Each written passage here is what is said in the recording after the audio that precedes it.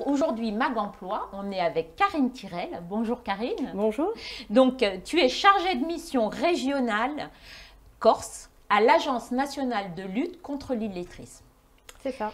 Alors, est-ce que tu peux nous présenter l'Agence nationale de lutte contre l'illettrisme?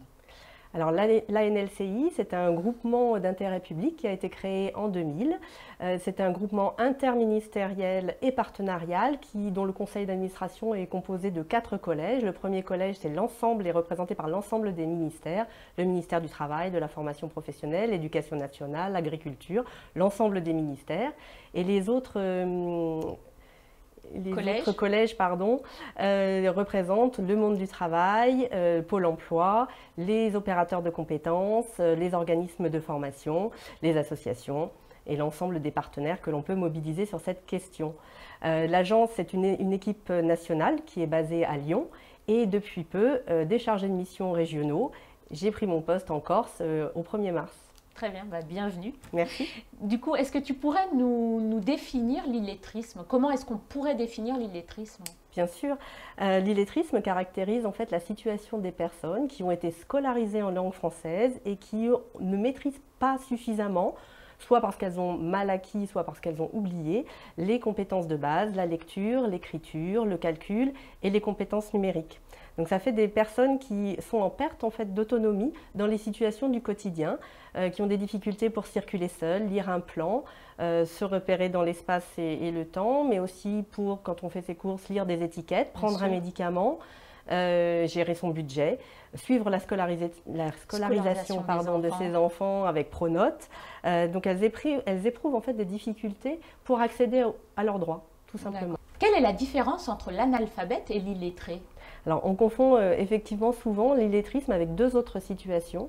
La situation des personnes qui n'ont jamais été scolarisées et qui n'ont donc pas appris le code, ce sont les analphabètes. Et puis la situation des personnes qui arrivent d'un pays étranger et qui doivent apprendre le français. Et il est très important en fait de ne pas mélanger ces 3 situations parce que les solutions formation qu'on peut leur proposer sont très différentes. Par exemple, les personnes qui arrivent de l'étranger et qui ont juste à apprendre le français comme une langue étrangère, elles vont beaucoup travailler sur l'oral, le vocabulaire, etc. Alors que les personnes qui sont en situation d'illettrisme, généralement, elles ont moins de problèmes avec l'oralité et elles ont plus à travailler l'écrit, la lecture, d'autres compétences en fait. Tout à fait. Et du coup, alors, est-ce que on sait les gens qui sont touchés par l'illettrisme? Oui, les enquêtes de l'INSEE, qui sont menées par l'INSEE, mettent en avant que 2 500 000 personnes sont en situation d'illettrisme en France. Alors le chiffre paraît encore très impressionnant. Oui. C'est beaucoup moins qu'il y a 20 ans, puisqu'ils étaient déjà plus de 3 millions il y a 20 ans. Mais ça représente 7% de la population des 18-65 ans. C'est plus de 14 000 personnes en Corse.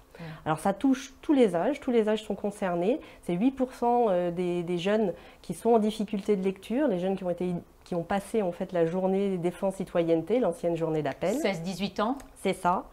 5% des 17-18 ans ont des difficultés en lecture, en la compréhension de ce qu'ils lisent. Et puis c'est un phénomène qui s'amplifie en fait avec l'âge, puisque la moitié en fait même des personnes en situation d'illettrisme ont plus de 45 ans. Alors 60% des personnes en situation d'illettrisme sont des hommes, 10% des demandeurs d'emploi sont en situation d'illettrisme, 20% des bénéficiaires des minima sociaux. Mais contrairement à une idée reçue, la moitié des personnes qui sont en situation d'illettrisme ont un emploi, sont dans l'emploi et sont insérées professionnellement. Elles sont même qualifiées souvent de bons professionnels parce qu'elles ont les techniques professionnelles et qu'elles développent en fait une stratégie d'adaptation, des stratégies d'adaptation et de contournement qui font qu'elles sont assez adaptables dans les situations professionnelles. Et elles arrivent à travailler malgré la situation d'illettrisme? C'est ça, elles arrivent à travailler même si c'est très risqué parce que lire une consigne de sécurité, c'est quand même grave, voilà, c'est grave et problématique. Donc l'idée c'est quand même qu'elles soient, c'est le problème même majeur. Voilà, c'est qu'elles soient repérées d'abord, puisqu'en fait elles ont honte souvent de ne pas savoir lire et écrire, d'avoir été scolarisées et de dire j'ai tout oublié. Donc elles se cachent, elles font des stratégies de contournement qui font que c'est très difficile de les repérer et que c'est vraiment l'idée phare de systématiser le repérage. Donc, quelles sont vos actions ou les missions mises en place par l'Agence nationale de lutte contre l'illettrisme? Alors, la mission première, c'est d'augmenter la visibilité sur cette thématique-là. de donner à voir que le problème existe, même s'il y a une scolarisation obligatoire jusqu'à 16 ans et puis une obligation de formation maintenant jusqu'à 18 ans, il y a une population qui a du mal à apprendre les savoirs de base et qui les oublie au fur et à mesure. Donc ça, c'est notre mission première, de donner de la visibilité à ce phénomène-là. Autre action, de mesurer, de quantifier un peu comme on peut, de donner des chiffres en fait aux décideurs pour qu'ils agissent et qu'ils construisent des solutions de formation adaptées.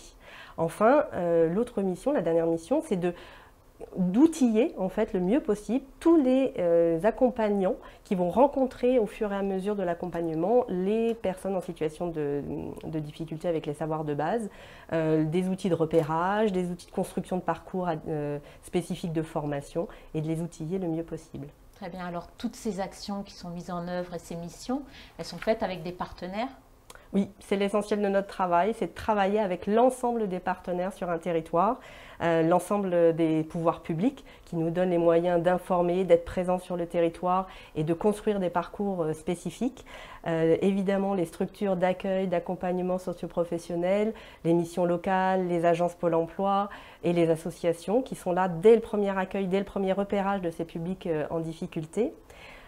Autres partenaires, les organismes de formation qui ont à construire des parcours spécifiques de formation en intégrant l'ensemble des compétences de base, le numérique, le calcul, la lecture, l'écriture. Et le numérique d'ailleurs, il est important de dire que c'est souvent un levier qui pousse les personnes en situation d'illettrisme à reprendre le chemin de la formation et à remobiliser leur savoir de base. Et enfin, les entreprises, les employeurs de manière générale, puisque le public est aussi concerné par ces situations d'illettrisme. Et là, il y a un enjeu fort à ce qu'ils puissent former leurs salariés et être partie prenante de cette lutte. Très bien, donc là on arrive sur les journées nationales de lutte contre l'illettrisme du 8 au 15 septembre. Est-ce que tu peux nous dire quelles sont les actions qui sont mises en place pour la région Corse? Oui, cette année en Corse, c'est plus d'une dizaine d'actions qui vont se dérouler du 8 au 15 septembre. Elles vont se dérouler entre Bastia, Corté, Ajaccio. La semaine de mobilisation va commencer par un séminaire le 8 septembre prochain à l'AFPA d'Ajaccio. Le séminaire est intitulé « Connaître, comprendre et mieux agir ensemble » contre l'illettrisme. C'est un séminaire qui a été organisé par la DRETS, la Direction régionale du travail, et le commissaire à la lutte contre la pauvreté. D'autres actions vont se dérouler dans les agences Pôle emploi de Bastia, de Corté. Une conférence plus exactement, va se dérouler sur l'illettrisme et l'électronisme à l'IRA de Bastia. Et puis d'autres actions sont ouvertes aussi au public, notamment les portes ouvertes de l'association OPRA à Bastia, qui se déroule samedi 10 septembre de 10h à 17h. Enfin, l'ensemble des informations sont disponibles sur le site internet de l'agence www.anlci.gouv.fr. Toutes les informations seront sur le bas du coup de la vidéo, tout sera inscrit et tout le monde pourra voir. Quel est le mot d'ordre de la semaine ? Alors chaque année, effectivement, l'agence choisit une thématique pour la semaine des Journées nationales de lutte contre l'illettrisme. Cette année, l'illettrisme au travail, on est tous concernés. C'est vraiment le mot d'ordre qui a été choisi. Comme je vous le disais au début de l'interview, la moitié des 2 500 000 personnes concernées par les situations d'illettrisme sont en emploi. Donc c'est très important qu'en fait, on s'intéresse aussi à ces publics-là qui sont dans l'emploi et qui sont vraiment très invisibles. Les transformations numériques, les exigences croissantes de performance, de qualité vont obliger en fait les entreprises à mobiliser l'ensemble du capital humain de leur entreprise et donc à créer, à investir dans les formations de savoir de base. C'est aussi la thématique, l'illettrisme au travail, c'est la thématique aussi qui a été choisie par TF1 cette année pour produire un téléfilm qui s'appelle Champion, avec dans le rôle principal Kenji Girac. Il interprète Zach, qui est amateur de boxe et un menuisier qui travaille dans l'entreprise familiale et qui ne sait pas lire et écrire et qui va devoir reprendre l'entreprise familiale suite à un accident en fait, de son père. Donc le film est à revoir sur MyTF1 en replay, il n'y a aucun souci. Tout à fait. Donc pour conclure, aurais-tu une recommandation à faire? Alors je n'en ai pas une, Patricia, mais deux. Tout d'abord, vous conseillez pour plus d'informations d'aller sur le site de l'Agence nationale de lutte contre l'illettrisme, www.anlci.gouv.fr. Et ensuite, je voudrais insister, nous sommes tous concernés, chacun à notre niveau. La mobilisation doit se poursuivre et s'amplifier. Il est important d'agir maintenant, ensemble et rapidement. Très bien, merci beaucoup. Merci. Au revoir, une bonne journée à tous.